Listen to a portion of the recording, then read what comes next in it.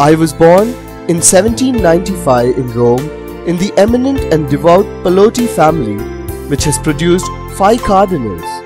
I was one in a large family of 10.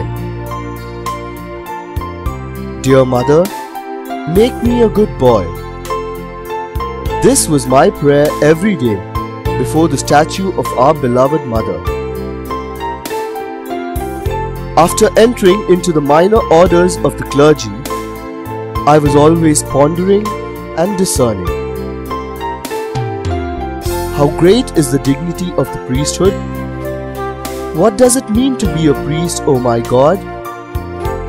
What does it mean to present the holy bloodless sacrifice and to administer the sacraments, O God? This was my prayer. I repeated it every day ever since I became a priest in 1818. I was busy teaching in the seminary and preaching retreats, administering the sacrament of confession, imparting spiritual direction, running a night school for children, and looking after the orphan babies and girls, preaching in the churches and public squares, and counseling the sick and army men. I was always collaborating with the persons of all professions, bishops, priests, and religious. My God, allow me to establish, promote, propagate, perfect and perpetuate a pious institution of a universal apostolate for all Catholics, to revive faith and rekindle charity among the faithful. This earnest prayer kept ringing in my heart again and again. To this purpose, in 1835, I started the Union of the Catholic Apostolate. Lay people from every walk of life and profession, nuns, monks, religious, priests, bishops, and cardinals were welcome to join this pious institution. I realized that the clergy and religious alone cannot carry out the Church's responsibility of evangelization. The lay people too have an obligation and the right to actively participate in the mission of the Church. I wished not only for myself to be an apostle, but for every baptized person to be an apostle in their own position in life.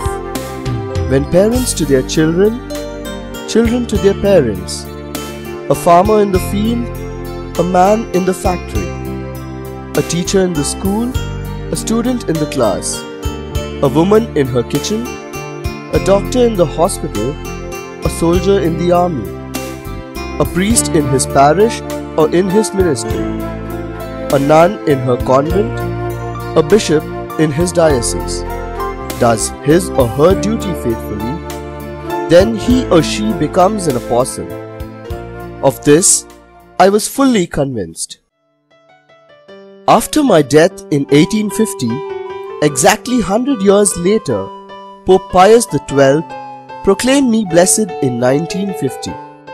All that I did was strived to build unity in the Church, campaigned that the clergy, religious, and the laity are equal, mobilized the energies of the lay people in the mission of the Church, promoted the participatory model of the Church or a parish.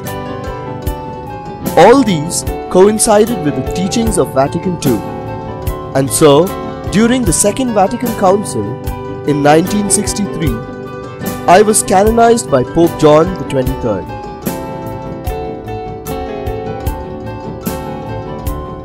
My dear people of God, live in unity and contribute in whatever state you are for the revival of our faith. Thank you for remembering me and honoring me today. I embrace you and greet you in God. Vincent Pallotti.